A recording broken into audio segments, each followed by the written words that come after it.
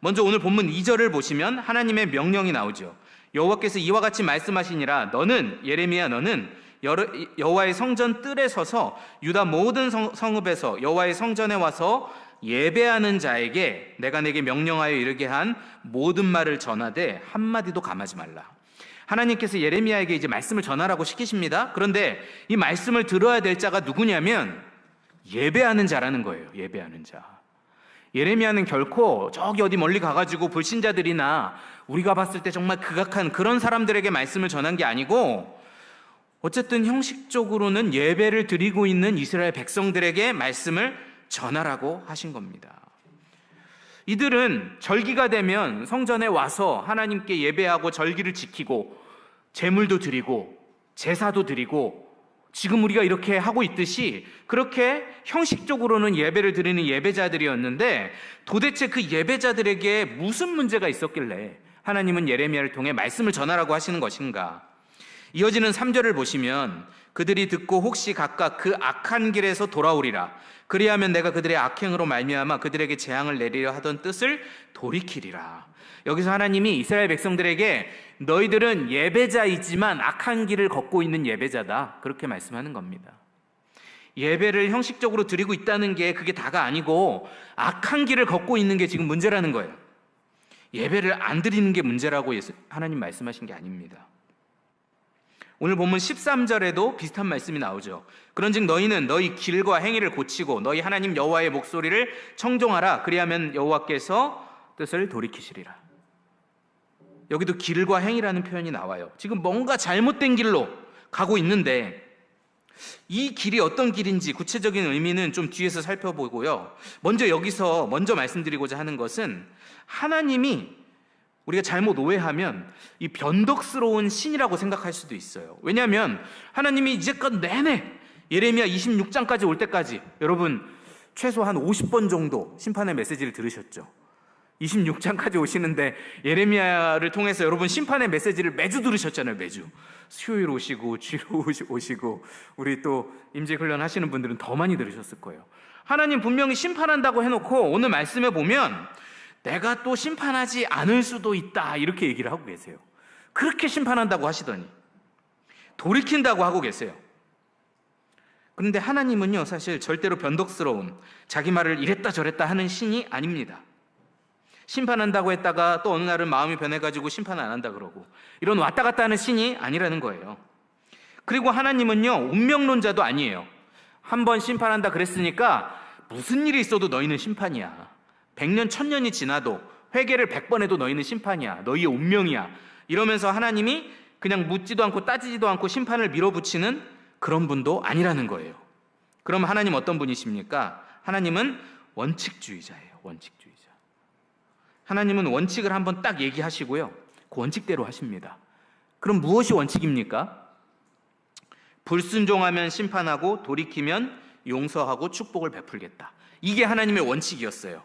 이스라엘이 출애굽한 이후에 하나님이 하신 말씀, 이 왕정시대의 수백 년이 흐를 때 이 시간 동안 한 번도 어기신 적이 없고 한 번도 지키지 않으신 적이 없는 그 원칙을 이 왕정시대에도 여전히 말씀하고 있는 것입니다. 오늘 본문 4절에 보시면요 이렇게 말씀하죠. 너는 그들에게 이와 같이 이르라. 여호와의 말씀에 너희가 나를 순종하지 아니하며 내가 너희 앞에 둔 내 무엇을 율법을 행하지 아니하였다. 이스라엘 백성의 문제의 핵심 무엇인가 우리 다 알고 있습니다. 순종하지 않는다는 거예요. 순종. 근데 여러분 순종의 여부를 무엇으로 판단하나요? 기준이 있어야 되잖아요. 근데 확실한 건 오늘 본문을 통해서 보면 형식적으로 예배드린다고 해서 순종한다라고 하나님이 인정하시는 건 아니다. 왜?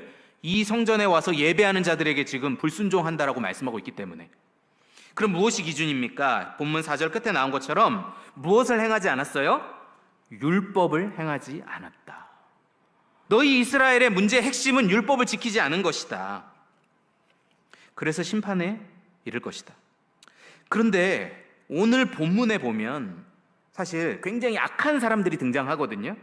예레미야를 죽이려고 했던 제사장들, 당대의 제사장들, 선지자들, 일반 백성들 다 뭉쳐가지고 예레미야는 반드시 죽여야 될 사람이라고 얘기했어요.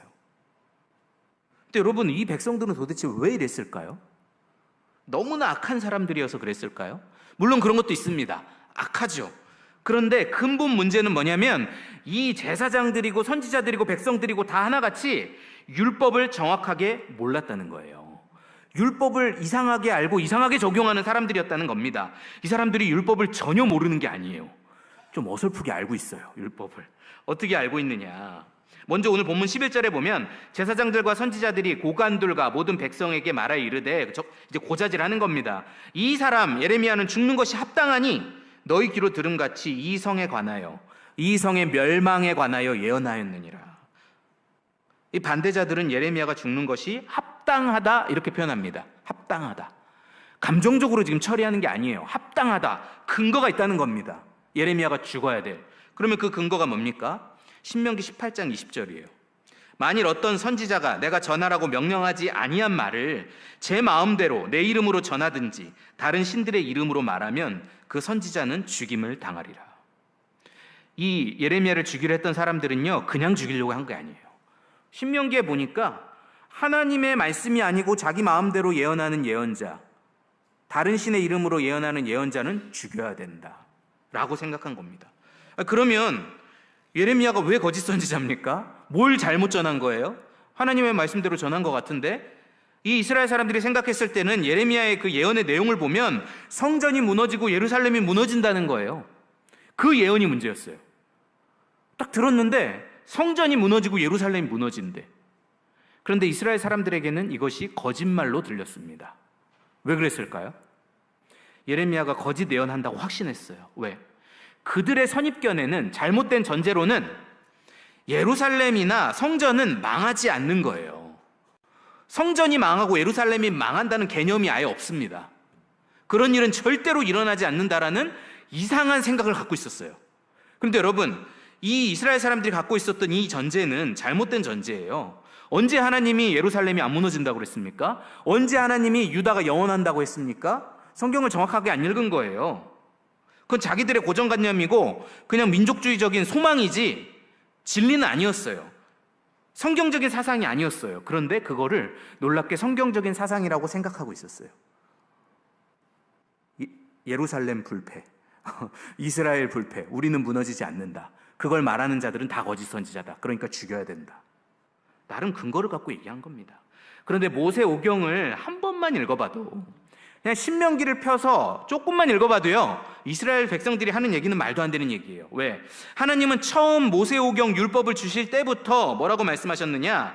순종하는 자에게는 내가 축복할 것인데 불순종하는 자에게는 내가 반드시 심판하실 것이다. 이스라엘이라고 봐주고 예루살렘이라고 봐주고 성전이라고 봐준다, 이런 얘기가 없어요. 한마디도 없어요, 그런 말씀은. 그러니까 이들이 지금 잘못 해석을 한 거죠. 그러니까 결국 이 이스라엘 사람들은요, 율법에 대한 심각한 무지, 말씀에 대한 심각한 무지가 있었어요. 그냥 아예 모르면 그렇게 섣불리 나서지 않았을 텐데, 예레미야를 죽이겠다고. 어설프게 이상하게 알고, 왜 그런 말 있잖아요. 책 한 권 읽은 사람이 제일 무섭고 제일 무식하다. 아예 안 읽은 사람 말 안 하는데 책 한 권 읽으면 그게 전부인 줄 알고 막 얘기하잖아요. 이들은 하나님의 약속을 왜곡되게 받아들였던 거예요. 하나님이 축복하신다라는 약속을. 그래서 이들은 율법에 대한 무지와 이 불순종으로 말미암아 지금 이런 상황이 된 것입니다. 이렇게 율법에 무지하고 그래서 불순종하는 이스라엘 백성들에게 예레미야는 본문 13절에 보면 가장 핵심적인 권면을 해요. 본문 13절에 보면 그런즉 너희는 너희 길과 행위를 고치라. 길과 행위를 고쳐야 된다. 그러면 하나님께서 뜻을 돌이키시리라. 그의 원칙에 따라서. 여기 보면 길과 행위를 고치라라고 되어 있는데, 이것은 그냥 뭐 사소한 것 몇 가지를 바꾸라는 뜻이 당연히 아닙니다. 이 이스라엘 백성들이 하나님의 언약 백성답지 않게 살았던 그들의 모든 불신앙적인 가치관과 생활 방식 전체를 다 뜯어 고쳐야 된다는 거예요. 지금까지 걸어온 악한 길이 아니고 완전히 다른 길로 걸어가야 된다는 것입니다. 그러면 이제 그것을 어떻게 고칠 수가 있습니까? 이제 우리가 집중해야 되는 문제는 이것이죠. 어떻게 해야 내 삶을 잘못된 길과 잘못된 행위를 어떻게 해야 고칠 수 있는가? 이것을 고치려면 먼저 기준이 있어야 됩니다. 너무 당연한 얘기지만 그 기준이 무엇입니까? 여러분이 평생 들어온 그 정답, 그 기준이 무엇이죠? 하나님의 말씀인데요. 성경에 보면 어떤 하나의 모델이 있어요. 모델. 어떤 모델이냐? 먼저 구약에 보면 십계명이 있거든요. 십계명. 이 십계명은 율법 중에 율법이고 구약 시대부터 지금까지도 우리가 지켜야 되는 하나님의 율법이고 하나님의 말씀이죠. 이 십계명이 있어요. 그래서 성도님들 십계명 다 아실 거예요. 그런데 신약에 보면 이 십계명을 문자 그대로 적용하지 않습니다. 무슨 말이냐면 예수님께서 이 십계명을 적용한 사례를 보면 예수님의 산상수훈, 마태복음의 산상수훈이 있잖아요. 이 산상수훈에 보면 예를 들어서 십계명, 육계명에 살인하지 말라 이렇게 말씀했는데 이 살인하지 말라 우리 성도님들 다 지키고 계시죠? 그렇죠? 안 지키셨으면 여기에 못 계시잖아요. 그렇죠? 다 지키고 계시는 줄로 믿어요. 그런데 정말 지키고 있을까요? 예수님은 그렇지 않을 수도 있다라고 말씀하세요. 왜? 십계명에 나와 있는 그 문구 그대로의 그냥 살인하지 말라 그걸 지키는 수준이 아니고 예수님이 살인하지 말라라는 계명을 지키는 것은 무엇이었냐면 형제에게 분노하거나 형제에게 욕설하거나 그런 자는 살인하지 말라라는 계명을 어긴 것이다. 예수님의 살인하지 말라라는 계명의 적용은 형제를 향하여 분노하지 않는 것, 형제를 향하여 욕하지 않는 것. 우리가 분노하고 욕할 때 마음에 뭐가 솟아오르죠? 분노가 솟아오르잖아요. 분노의 표현이잖아요, 전부. 그러한 것들을 하지 않는 것이 살인하지 말라라는 계명을 지키는 것이다 라고 말씀하신 거예요. 그러니까 이 십계명이라고 하는 거대한 말씀이 있는데 그것을 너무 좀 추상적이기도 하고 그렇잖아요. 그것을 구체적인 내 삶의 지침으로 만들어서 지켜야 된다. 율법에 근거한 내 삶의 구체적인 원칙이 있어야 된다는 거예요. 그리고 그것을 지켜야 된다는 거죠. 여러분 우리 법에도 보면 하위법, 상위법이 있습니다. 최고의 법은 헌법이죠. 그래서 헌법의 근거에서 뭘 만듭니까? 법률을 만들고 뭐 조약도 맺고 행정부에서 각종 규칙도 만들고 그렇게 해서 쭉 적용을 하잖아요. 그런데 그 헌법 밑에 있는 모든 하위법들은요, 위헌이면 헌법이 위반되면 어떻게 되죠? 무효가 되잖아요. 그렇죠. 그래서 법을 만드는 사람들은요, 이 상위법인 헌법도 알아야 되고 하위법도 알아야 돼요. 그래야 법을 지킬 수가 있고 또 법을 만들 수도 있어요. 막 내 마음대로 만들면 안 돼요. 헌법을 알고 상위법을 알아야 그 법의 근거를 가지고 어떤 법을 만들어낼 수 있죠. 그리고 그 법을 잘 알아야 또 지킬 수가 있는 거예요. 그래서 우리가 법을 잘 알고 법을 잘 준수한다는 것, 그것은 상위법과 하위법 이 체계를 잘 알고 있어야 되는 것이죠. 그런데 성경도 마찬가지예요. 성경에 어떤 말씀이 있어요. 예를 들어보면 출애굽기에 보면 안식일을 기억하여 거룩하게 지키라 이렇게 되어 있습니다. 거룩하게. 이 거룩하게 지키는 게 뭔가요? 일단 살 수 있는 대로 가장 큰 성경을 사가지고 그걸 일단 옆구리에 끼고 교회에 올 때 딱 옆구리에 끼고 절대 가방에 넣지 않고 막 랍비처럼 막 이렇게 그렇게 막 성경을 들고 다니면 거룩하게 지키는 건가요? 예배당에 와서 한마디도 안 하고 막 기도하고 옆에 사람이 이렇게 툭 치면 쉿 이렇게 하고 지금 예배당에 들어서 기도해야지 이렇게 하면 거룩하게 지키는 건가요? 여러분이 이 말씀을 딱 문자적으로 읽고 딱 받아들였을 때 그것을 이해하는 게 어렵진 않아요. 안식일을 기억하여 거룩하게 지키라. 그래, 거룩하게 지켜야지. 그런데 어떻게 지킬지 구체적인 나의 지침이 없다면, 원칙이 없다면 이 말씀은 사실 큰 의미가 없는 말씀입니다. 거룩하다는 게 도대체 뭔가? 안식일의 거룩이라는 게 뭔가? 그러면 말씀을 더 찾아봐야 되겠죠. 그래서 성경에 보니까 안식일에는 자기의 그 육체의 모든 노동을 그치고 자기의 종들이나 가축이나 손님들의 노동도 다 그치게 하고 하나님께 나아가는 일에 집중했구나. 그러면 안식일은 내가 나의 힘으로 사는 걸 포기하고 내가 하나님을 의지해서 살아간다는 것을 신앙 고백으로 내 삶으로 보여주는 날이구나. 근데 우리 믿음에는 증거가 있어야 되니까 내 영리 활동, 일하는 것, 또 육체의 모든 고된 일들을 다 내려놓고 하나님께 집중하는 것으로 이렇게 하나님 앞에 내 신앙을 고백하는 것이구나. 그리고 안식일 계명해 보니까 안식일을 범하면 우리 성도님들 놀라실 수도 있는데 그 사형이었거든요. 그래가지고 하나님께서 그러면 야, 지금은 또 뭐 교회에서 사형을 집행하진 않을 거니까 그러면 하나님께서 이렇게 엄격하게 말씀을 주신 게 뭔가? 나는 이 말씀을 어떻게 지켜야 되는가? 내가 안식일 범하면 내 스스로 사형을 집행해야 되는가? 근데 또 그건 아닌 것 같잖아요. 그러면 어떻게 하는 게 맞을까? 아, 하나님께서 이 말씀을 그만큼 중요하게 여긴다는 거구나. 여기에 내 영적 생명이 달려있다는 거구나. 여러분, 육적 생명 중요하죠. 구약 백성들은 죽기 싫으면 안식일 지켰어야 됐어요. 사형당하기 싫으면 안식일 지켰어야 됐어요. 뭐 본인이 싫든 좋든. 그 생명이 귀하니까. 그럼 안식일 막 기를 쓰고 지켰을 거 아닙니까? 구약 백성들은. 근데 우리는 이제 그 정도는 아니지만, 아, 여기에 우리의 영적 생명이 달려있나 보다. 이 안식일을 지키는 게 이만큼 중요한가 보다. 하나님이, 그 사랑의 하나님이, 아, 이거 사형 규정을 둘 정도면 이게 얼마나 중요한 거야. 라고 우리가 생각해 볼 수 있잖아요. 그러면 나는 이 안식일 규정에 근거해서 스스로 원칙을 만드는 겁니다. 아, 그러면 나는 평생 주일을 잘 지켜야 되겠다. 정말 내가 어디 쓰러져가지고 물리적으로 막 일어날 수 없고 막 이동할 수 없는 정도가 아니면 나는 안식일을 지켜야 되겠구나. 주일을 지켜야 되겠구나.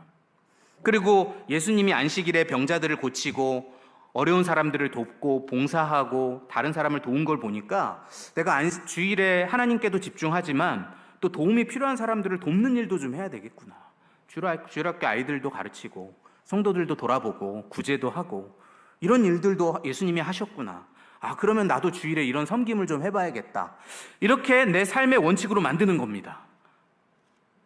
그래서 성경에 근거한 그러한 원칙들을 가지고 그것을 지킬 때에 비로소 우리가 우리 삶의 불신앙적인 그러한 가치관과 모든 잘못된 생활 방식을 고칠 수 있는 거예요.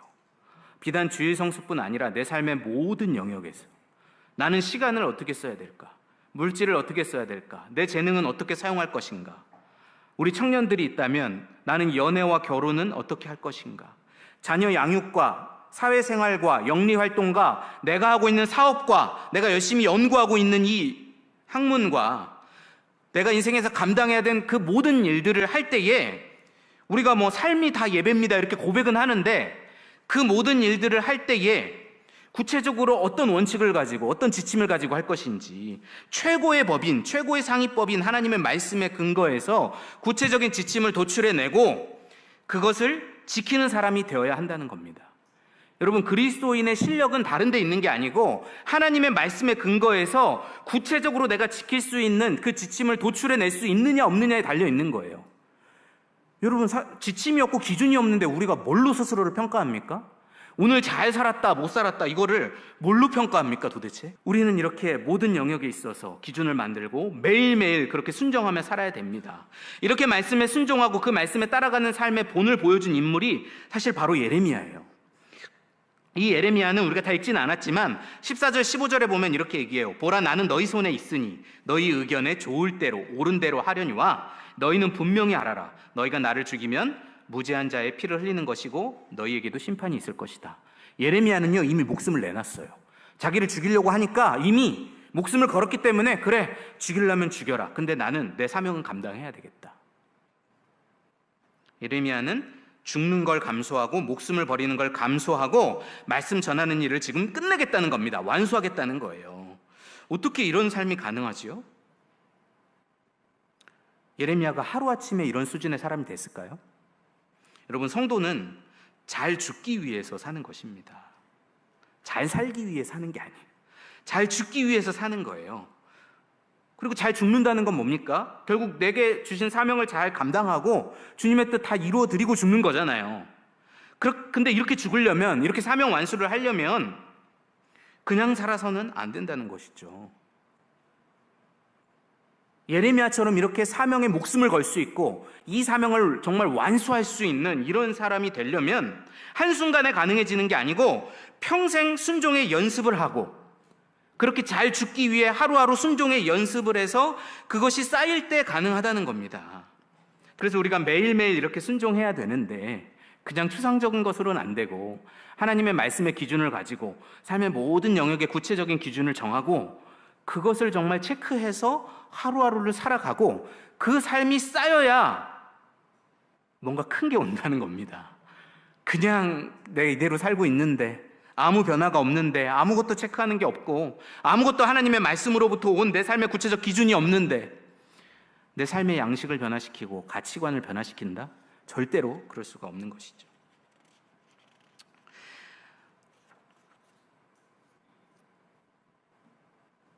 성도 여러분, 이 이스라엘 백성들의 불순종의 모습들을 보면서 우리도 교훈을 얻어야 됩니다. 그냥 한두 가지를 고치는 것이 아니라 삶의 이 전반적인 삶의 양식을 고쳐서 하나님의 말씀에 근거한 삶을 살아가야 됩니다. 그렇게 살아갈 때, 그렇게 순종할 때 하나님이 축복하신다라고 약속하셨습니다. 그 원칙은 그때나 지금이나 변하지 않았습니다. 오늘날 우리에게 필요한 것은 예레미야처럼 하나님의 말씀을 삶의 상위법으로 삼고 구체적인 삶의 영역에서 적용하고 그것을 끝까지 유지하는 것입니다. 그렇게 살아갈 때 우리도 예레미야가 끝까지 사명을 다한 것처럼 우리도 사명을 다하는, 잘 죽는 삶을 살아갈 수 있을 것입니다. 이것을 위해서 매일매일 말씀을 묵상하시고 말씀을 적용하시고 내 삶의 영역에서 말씀에 벗어나 있는 것은 어떤 것인가, 구체적 기준 없이 살아가는 것은 어떤 것인가를 점검하셔서 하루하루 그렇게 순종의 누적을 통해서 아름다운 마지막을 준비하시는 우리 모든 성도님들이 되시기를 간절히 소원합니다.